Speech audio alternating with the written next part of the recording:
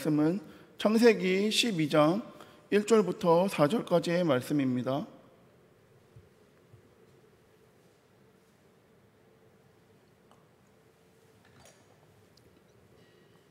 창세기 12장 1절부터 4절까지의 말씀입니다. 네, 다 찾으셨으면 우리 한 목소리로 함께 봉독하겠습니다. 여호와께서 아브람에게 이르시되 너는 너의 고향과 친척과 아버지의 집을 떠나 내가 내게 보여줄 땅으로 가라.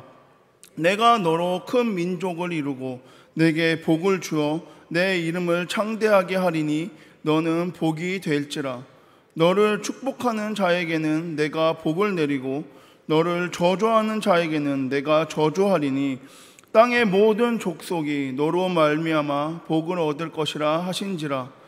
이에 아브라함이 여호와의 말씀을 따라갔고 롯도 그와 함께 갔으며 아브라함이 하란을 떠날 때에 75세였더라. 아멘. 여러분, 우리는 성경을 통해서 하나님께서 사람들을 부르신 장면을 많이 볼 수 있습니다. 오늘 본문에 나오는 아브람도 그렇고 모세와 다윗, 그리고 구약시대의 선지자들과 신약시대의 예수님의 제자들이 그렇습니다. 그들은 하나님의 부르심에 반응하였고 하나님의 말씀 가운데 순종하였습니다. 그들이 하나님 말씀에 반응하며 순종할 수 있었던 이유는 그들은 하나님을 믿었기 때문입니다. 그들은 하나님을 삶의 주인으로 모셨기에, 삶의 인도자, 내 삶의 통치자라고 여겼기에 하나님이 부르실 때에 반응하였고 응답할 수 있었습니다. 또한 하나님 말씀 가운데 순종함으로 나아갔습니다. 오늘은 그 많은 사람들 중에 우리가 아브라함은 하나님의 말씀에 어떻게 응답하였고 어떻게 순종했는지를 살펴보고자 합니다.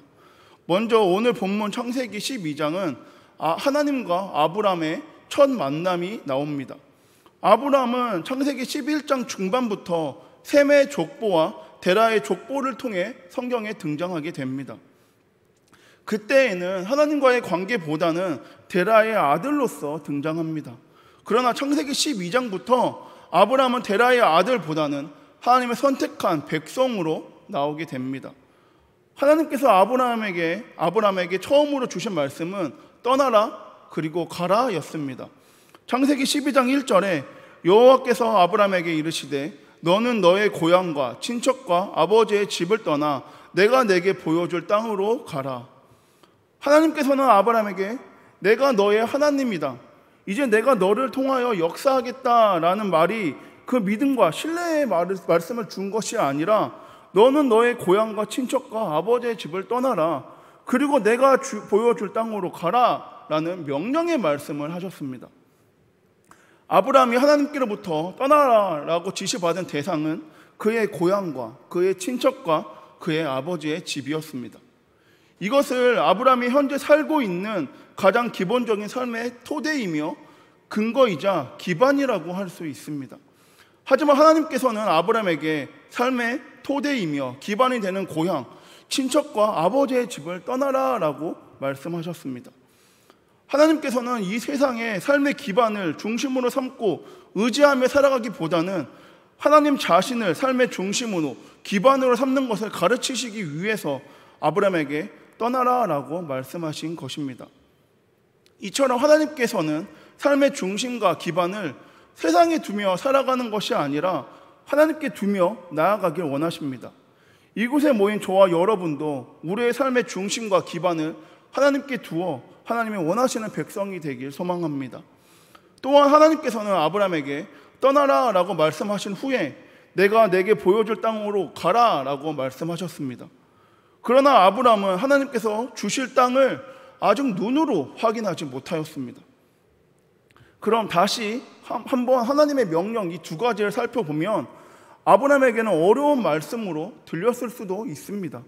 모든 것을 내려놓고 떠나라 라는 말씀과 아직 눈에 보이지 않는 땅으로 향해 가라 라는 말씀을 하나님은 아브라함을 선택했기 때문에 아브라함을 통해 하나님의 뜻을 나타내기 위해서 이러한 명령을 하신 것입니다. 그리고 하나님께서는 아브라함에게 명령의 말씀만 하신 것이 아니라 약속의 말씀도 같이 하셨습니다. 오늘 본문 2절과 3절을 보면 내가 너로 큰 민족을 이루고 내게 복을 주어 내 이름을 창대하게 하리니 너는 복이 될지라. 너를 축복하는 자에게는 내가 복을 내리고 너를 저주하는 자에게는 내가 저주하리니 땅의 모든 족속이 너로 말미암아 복을 얻을 것이라 라고 약속의 말씀 또한 하셨습니다. 이 말씀을 보다 쉽게 우리가 보면은 너로 큰 민족의 조상이 되게 하고 너를 축복하여 네의 이름을 크게 떨치겠다, 너를 복의 근원이 되겠다라는 약속의 말씀과 너를 축복하는 사람에게 복을, 너를 저주하는 사람에게 저주를 내릴 것이며 땅에 사는 모든 민족이 너로 말미암아 복을 받겠다라는 약속의 말씀이었습니다. 여기서 큰 민족이란 단지 물리적이거나 수적인 힘만을 의지하는 것이 아니라 영적인 측면까지 포함한 총체적인 탁월함을 일컫는 말입니다. 또한 내가 복을 주어라고 말씀하시면서 그 복의 주체자는 하나님이라는 것을 분명하게 밝히셨습니다. 그리고 하나님은 아브라함에게 복의 근원이 될 것이라고 축복을 하신 것이 아니라 복 그 자체가 될 것이다 라고 힘을 주어서 약속하셨습니다. 아브라함이 복을 구하기도 전에, 복을 얻고자 노력을 하기도 전에 하나님께서 아브라함에게 너는 복이다 라고 선포하셨습니다. 그리고 3절의 말씀은 하나님과 아브라함의 절친한 관계가 이루어졌음을 보여주는 약속의 말씀입니다. 따라서 이제 아브라함의 이웃은 아브라함의 관계에 따라 그들도 각각 하나님께 축복과 저주를 받게 될 것을 의미하고 있는 것입니다. 여기서 저주하는 자라는 말은 멸시하거나 하찮게 여기는 행위를 말하고 있습니다. 즉 하나님과 특별한 언약을 맺은 하나님의 종, 이 아브라함을 멸시하는 행위는 그를 절대 후원하고 계시는 하나님을 저주하고 멸시하는 행위로 간주되어서 하나님의 공의의 심판을 면치 못하게 될 것이다 라는 것입니다. 그리고 땅의 모든 민족이 너로 말미암아 복을 얻을 것이다 라는 말씀은 2절에서 하나님의 아브라함에게 너는 복이 될 거다 라는 말씀에 대한 보충과 확대의 설명으로 세상 모든 사람이 아브라함 또는 그의 이름으로 인해 축복을 누리게 될 것이다 라는 말입니다. 또한 이것은 죄로 인하여 사망 가운데 놓여진 인류가 이 아브라함의 씨, 즉 예수 그리스도로 말미암아 구원을 받게 된다는 영적인 축복의 의미도 암시하고 있습니다. 따라서 이러한 축복의 언약은 아브라함이 받은 모든 축복 중에 최고의 축복입니다. 그 이유는 아브라함이 받은 모든 언약들이 예수 그리스도로 말미암아 완성되기 때문입니다. 그럼 이제 하나님의 명령과 약속의 말씀을 들은 이 아브라함의 행동을 살펴보겠습니다. 4절에 보면 이에 아브라함이 여호와의 말씀을 따라갔고 롯도 그와 함께 갔으며 아브라함이 하란을 떠날 때 75세였더라 라고 기록하고 있습니다. 아브라함은 여호와 하나님의 말씀에 순종함으로 따라갔습니다. 이 말은 아브라함이 하나님의 말씀을 행동의 절대 기준으로 삼았으며 그 말씀의 권위를 어기지 않고 순종하였다는 것을 의미하고 있습니다. 아브라함은 하나님의 말씀 가운데 불평과 핑계하며 이것저것 하나님께 물어보고 하지 않았고 하나님의 명령 가운데 그 말씀을 순종함으로 나아갔습니다. 아브라함은 하나님을 만나기 전에 70평생을 살아오면서 하나님의 계획이 나에게 있는지 알지 못하였을 것입니다. 단지 자신이 세워놓은 계획에 맞추어서 하루하루를 살아가던 다른 사람들과 다르지 않은 평범한 삶을 살고 있었을 것입니다. 하루하루의 계획도 있었을 것이고 몇 년의 계획을 세우고 살고 있었습니다.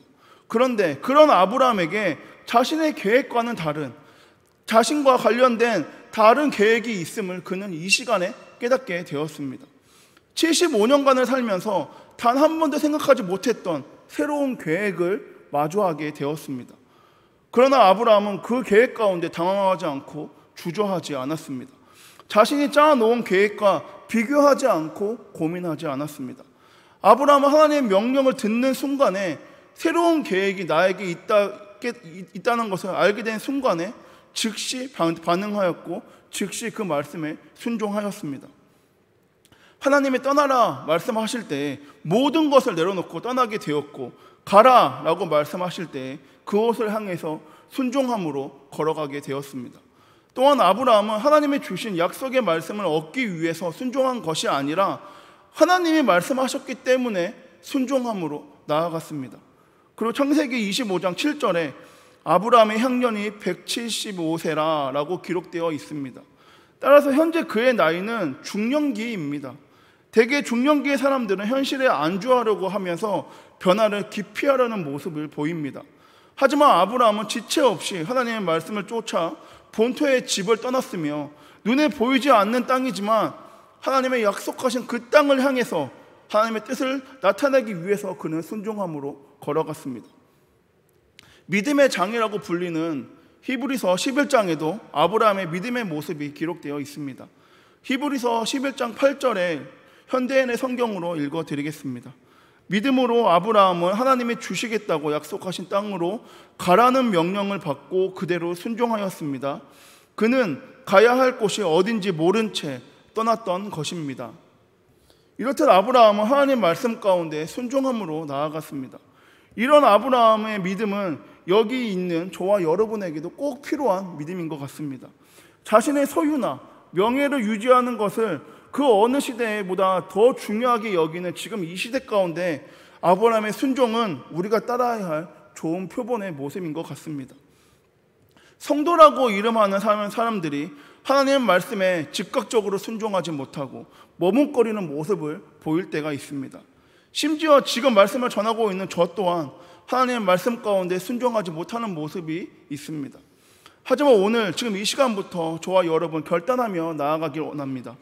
하나님께서 말씀하실 때 머뭇거리지 않고 순종함으로 나아가는 상황과 환경을 살피시며 하나님의 뜻을 피하지 않고 순종함으로 나아가는 저와 여러분, 우리 한성 공동체 모두가 되길 소망합니다.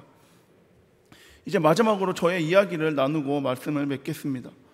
먼저 저는 늘 말씀해 드린 것처럼 직장 생활을 하다가 하나님의 부르심으로 인하여 신학을 하게 되었습니다. 뒤늦게 신학을 하게 되어서 제 마음 가운데는 두렵고 염려하는 마음이 있었으나 제 삶 가운데 하나님의 역사하심과 동행하심을 느낄 수 있어서 더욱 하나님을 신뢰하며 나아갈 수 있었습니다. 저도 그때에는 아브라함처럼 하나님의 말씀 가운데 순종함으로 나아갔습니다. 그러던 중에 신학을 공부하게 되었고 사역을 하기 시작하게 되면서 제 안에 두렵고 염려하는 마음이 다시금 생기기 시작하였습니다. 하나님께서 저의 과거와 현재와 미래를 지키시겠다고 약속하셨는데 다가오는 상황과 환경으로 인하여 저는 흔들리고 있었습니다. 그래서 하나님이 주신 말씀을 다시 묵상하고 기도하여서 다시금 마음을 붙잡을 수 있었습니다. 그리고 지난 사역지에서 청소년들과 수련회를 가게 되었고 그 수련회는 다른 교회 청소년부와 연합으로 하는 수련회라서 더욱더 열심히 준비하였습니다. 수련회를 통하여 우리 아이들이 하나님을 만나고 믿을 수 있도록 기도로 준비하였고 우리 청소년부가 더욱 하나가 되기 위해서 다양한 프로그램도 준비하였습니다. 그리고 우리는 주일부터 시작되는 3박 4일의 수련회를 가게 되었습니다. 첫날은 무사히 도착해서 공동체 프로그램을 하고 저녁에는 간증 집회와 기도회를 통해서 3박 4일 동안 부어주실 하나님의 은혜와 사랑을 맛보게 되었습니다. 그리고 두 번째 날 하나님의 은혜로 오후에 다양한 프로그램을 통하여 학생들의 마음의 문이 열리고 주 안에서 서로 연합하고 하나가 되었습니다. 그리고 저녁 집회가 있기 전에 저녁에 강사로 말씀을 전해주신 목사님께서 우리 학생들의 영적 상태와 집회의 흐름에 대해서 함께 나누고자 요청하였습니다. 그리고 목사님과 대화를 하고 있는 와중에 목사님께서는 두 교회의 교역자에게 한 가지를 부탁하셨습니다. 그것은 목사님이 설교가 끝나고 기도회가 시작되면은 가셔야 되기 때문에 이 두 교역자가 1시간씩 나눠서 기도 인도를 하라는 말씀이었습니다. 수련회인 만큼 하나님을 만나고 경험해야 하기 때문에 기도에 집중하고 힘쓰라고 우리를 권면하였습니다. 저는 그 말씀을 듣는 순간 목사님께 알겠습니다 라고 대답을 하였으나 제 마음에는 나는 못한다라는 생각을 하게 되었습니다. 그 순간 제 안에는 두렵고 염려되는 마음이 나는 연약한데 내가 어떻게 기도를 인도해? 라는 마음으로 가득 차게 되었습니다. 그리고 시간이 흘러 기도회가 시작되었습니다. 저는 강사 목사님의 마이크를 이어받아서 기도회를 인도하였습니다. 기도회를 인도할 때에도 제 안에는 두렵고 염려하는 마음이 계속 있었습니다. 한 가지, 두 가지 기도를 인도하는 와중에도 기도는 하고 있지만 그 마음이 쉽사리 사라지지 않아서 1시간을 채우지 못한 채 기도 인도를 다른 전도사님께 넘기게 되었습니다. 그리고 저는 제 자리에서 하나님께 기도하였습니다. 주님, 왜 제 마음 가운데 또다시 연약함과 두려움으로 가득 찼습니까? 저는 하나님을 믿고 의지하며 나아가고 있는데, 하나님의 뜻에 순종하며 나아가고 있는데 왜 제 마음에 두려움이 찼습니까? 라고 기도했습니다. 저는 기도 중에 강사 목사님을 통하여 하나님께서 저에게 말씀하셨다는 것을 깨닫게 되었습니다. 아브라함에게 말씀하셨던 하나님이 저에게도 기도 인도를 해라, 내가 도와주리라, 나만 보고 선포해라, 내가 역사하리라 라고 말씀하시면서 저를 믿고 1시간이라는 시간을 저에게 맡겨 주셨다는 것입니다. 그 1시간 동안 하나님께서 도와주실 것인데, 하나님께서 역사하실 것인데, 저는 하나님의 말씀 가운데 순종함으로만 나아가면 되는데, 하나님의 역사하실 것을 기대함으로 나아가면 되는데, 저는 그 음성을 듣지 못하고 하나님을 믿지 못하였습니다. 하나님의 말씀에 순종함으로 나아가겠다고 고백을 하고 있었으나 그 고백은 말뿐인 고백이었고, 하나님을 믿기보다는 저의 능력과 힘을 믿고 있었다는 것을 깨닫게 되었습니다. 그렇게 두렵고 염려하는 마음이 다시금 저에게 생기게 되었던 것입니다. 저는 그때 하나님께 다시 고백하였습니다. 저를 지으신 분도 하나님이시고, 저를 부르시고 이끄신 분도 하나님이십니다. 저를 택하신 분도 하나님이시고, 저를 쓰시는 분도 하나님이십니다. 이제 다시는 두려워하지 않고 하나님의 뜻에 순종함으로 나아가겠습니다. 연약함을 담대함으로, 불안함을 기대감으로 바꿔주실 주님만을 바라보며 나아가오니, 주님의 뜻을 의심하지 않고 주님의 때를 기다리며 저에게 맞는 방법으로 역사하실 것을 기대함으로, 주님을 신뢰함으로 나아가겠습니다 라고 저는 고백하게 되었습니다. 말씀을 정리하겠습니다. 여러분, 저와 여러분 모두는 연약하고 부족합니다. 그러나 우리를 택하시고 인도하시는 하나님은 완전하십니다. 하나님께서는 우리의 연약함을, 부족함을 잘 알고 계시지만 우리를 통해 하나님의 뜻을 나타내길 원하십니다. 하나님께서는 우리의 연약함과 부족함을 용기와 담대함으로 바꾸시어 우리를 사용하시고자 합니다. 그러나 우리는 우리의 연약함과 부족함이 용기와 담대함으로 바뀌어지기 위해서는 우리가 해야 할 것이 있습니다. 그것은 바로 하나님 말씀 가운데 순종함으로 나아가는 것입니다. 여러분, 아브라함은 하나님께서 말씀하실 때에 즉각 순종함으로 나아갔습니다. 새로운 계획과 새로운 환경과 상황에 나아가게 된 아브라함은 그 어떤 것도 묻지 않고 순종함으로 나아갔습니다. 아브라함이 순종함으로 나아갈 수 있었던 것은 하나님께서 말씀하셨기 때문에, 그 다른 어떤 분도 아닌 하나님께서 나에게 말씀하셨기 때문에 그는 순종함으로 나아갔습니다. 이제 오늘 하루 세상 가운데 나아갈 때 주님의 말씀에 순종함으로 나아가길 원합니다. 주님을 우리의 삶의 주인으로 모시고 우리의 시선과 마음을 주님께로만 향하고 주님 말씀하실 때 순종함으로 나아가는 우리 모두 되길 소망합니다. 주님, 연약한 내 영혼을 통하여 일하시는 주님을 기대합니다. 주님의 말씀에 순종함으로 나아가오니 주님의 나라와 그 뜻을 위하여 우리를 사용하여 주시옵소서의 고백이 우리의 삶으로 나타내는 우리 한성 공동체 모두가 되길 소망합니다. 기도하겠습니다. 우리의 삶의 주인 되시며 인도자 되시는 주님 감사합니다. 주님, 우리의 연약함 이미 아시오니 항상 우리에게 새 힘으로 역사하여 주셔서 우리가 그 힘으로 세상 가운데 나아갈 수 있도록 동행하여 주시옵소서. 오늘 하루 주님 말씀 가운데 순종함으로 나아가오니 우리를 통하여 역사하여 주시옵고 우리를 사용하여 주셔서 우리가 가정과 직장, 사회의 모든 관계와 이 지역이 주님의 향기로 가득할 수 있도록 역사하여 주시옵소서. 또한 우리가 주님 앞에 내려놓은 버리고 포기한 것들로 인하여 승리하게 하여 주시옵고 언제나 주님의 말씀만을 바라보며 순종하며 나아가는 우리 한성 공동체, 교회가 될 수 있도록 주관하여 주시옵소서. 이번의 말씀 예수 그리스도의 이름으로 기도드립니다. 아멘.